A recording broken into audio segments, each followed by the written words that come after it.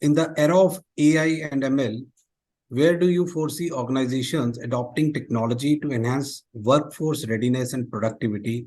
What steps can business take in this direction? That's a very nice question. Like every era, honestly, there was a time when when a perfect round wheel was the biggest invention of the year, right?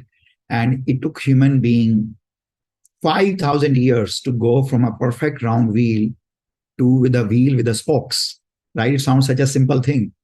So, we are very fortunate that we are living in an information technology era.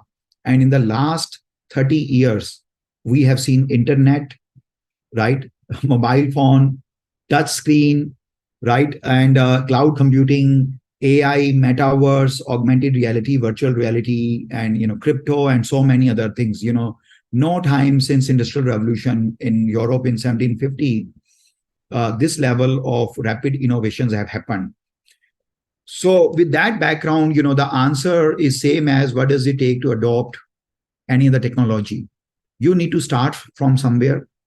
Do not consider this as something which is very complex and challenging, right? I mean, there are a lot of resources available for AI, generative AI and ML, which is publicly available. A lot of things are free and open source. Depending upon what vertical, what solution, what are your product and offering, find out the lowest hanging opportunity, something which you can implement to increase people's productivity or tangible benefit of AI or generative AI for your business. Simplest use case. Maybe it is stupid. It takes only half an hour to implement it, but start from there. But show the tough commitment. Maybe have your senior leadership saying that, create a group called, emerging technologies. Start encouraging people to share research reports or tools or videos or any knowledge document about AI, generative AI, and other emerging technologies. And maybe once a month, do a lunch meeting and discuss the ideas that, okay, create some kind of a progress report, right, in terms of, okay, here are the 7 tools we have implemented. These were the easy one. Then here are the 20 we are implementing. Is there any other tool you think which can make a difference?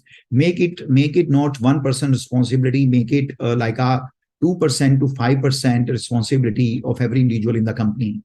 And those are the only ways to. And sorry, but it sounds shallow, but fake it until you make it. So you pretend that I'm going to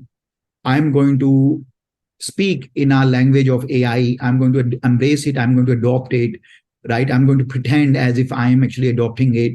And very soon the gap will bridge in terms of where will you make it when you were faking it and when you were making it, right? But honestly, it is not easy to adopt new technologies which also have a potential to make someone irrelevant or less relevant. But if you look at the history of technology, once the technologies have reached to a level where it appear to be the mass adoption, if you stay away, you have a risk of becoming a dinosaur, right? So I'm glad that you are asking this question, and you see the sensitivity, and in fact in your question you could also articulate the benefit of that technology. So you have already made 1 or 2 steps forward towards embracing it and adopting it, and hopefully a couple of small nuggets I shared can help you. Pricing can be a delicate balance. What key factors or strategies do you recommend for setting up a product price that satisfies both customer and the company, ensuring a mutual benefit?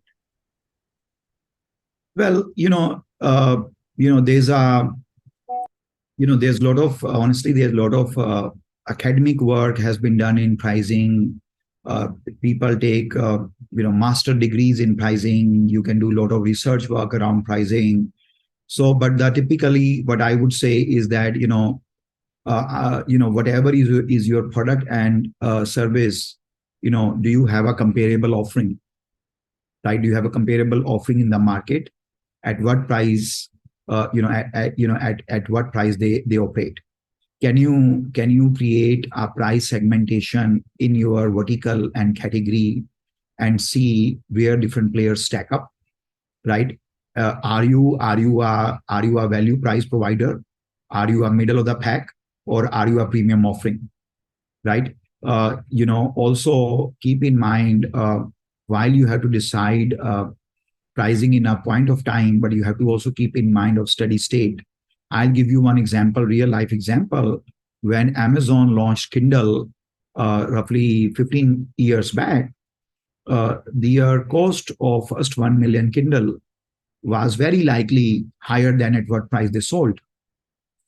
But they believed that they had almost like a catch 22 situation, that the prices remain higher until people start buying, right? And people will only buy when the price is lower, right? So they actually, but they were confident that the time of this technology, the e-book reader time, has come.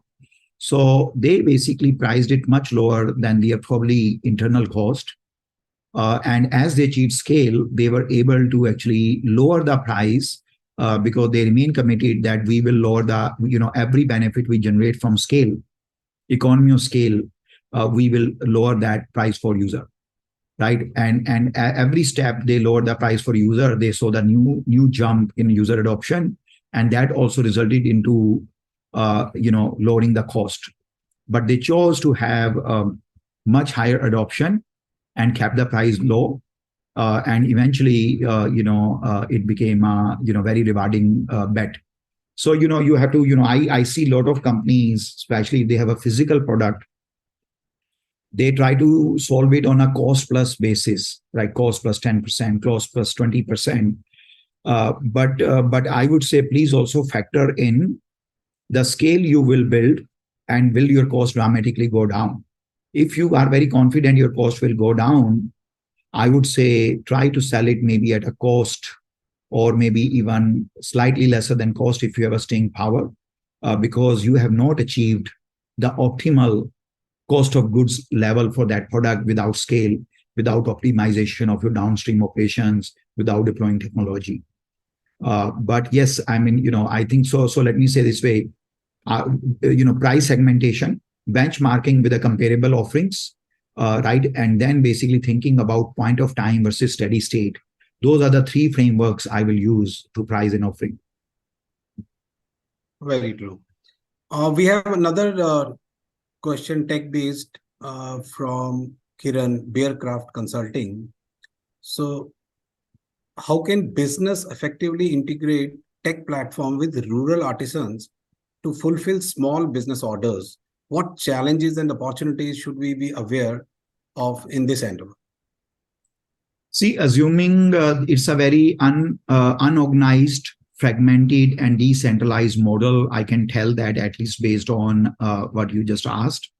So if that assumption is correct, then you need to create, if you create a people heavy or physical heavy operations to aggregate them, then obviously it will never be, or it will take long for it to be economically viable. When it comes to technology, technology has made all these things possible. So I would probably tap into a marketplace type of technologies, where I have small artisans on one side, and that takes care of my supply. And then I have demand on one side, or and that is how basically I create a liquidity for seller and buyer. Sellers have access now to the buyer have access now to the seller. Now these are the small artisans in a small places.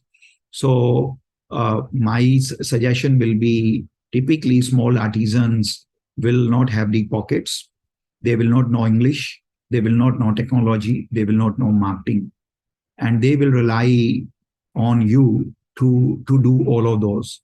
So create a platform or technology which is very simple, right? If you can have a language of their choice rather than English, it is even better. Make sure you have some kind of certification program, so that while they all are from, let's say, rural area, small artisans, can you grade them? Can you rate them? And right, and can you create an environment, may the best seller, best artisan, and the best product win or ascend to the top, based on what actually also works for buyer. because ultimately you are trying to help artisans in a smaller town, but the buyer is still a consumer. Other than being a little bit altruistic, he has to still behave like any other consumer. So he has to look for value for money. He has to look for his experience. He has to look for everything which you will look while you are buying any clothing, shoes, and accessories, or mobile phone, or a laptop, and shoes, etc. So that is how, so you have to bring all the business, a two-sided marketplace, but deeply curating the seller experiences, given that they are not technology savvy, language savvy, or marketing savvy. That is how you can do that. And honestly, if you think about it, from quick commerce companies like Dunzo, Zepto, or Blinkit, or Instacart, or companies like Swiggy and Zomato, somehow they have cracked the code for that, right? I mean, like, they may bring someone who may be even maybe just eighth pass, but has a smartphone, has access internet, has an internet data plan, has a two-wheeler, and is willing to work, right? So what kind of technology interfaces he had, so that he could actually make a good living out of the becoming a quick commerce delivery boy, or someone who is a stay home mom, creating a food, cooking the food and selling through Zomato, right? So I think there's a lot of learning out there, and I'm hoping that some of those learning can be very handy for you.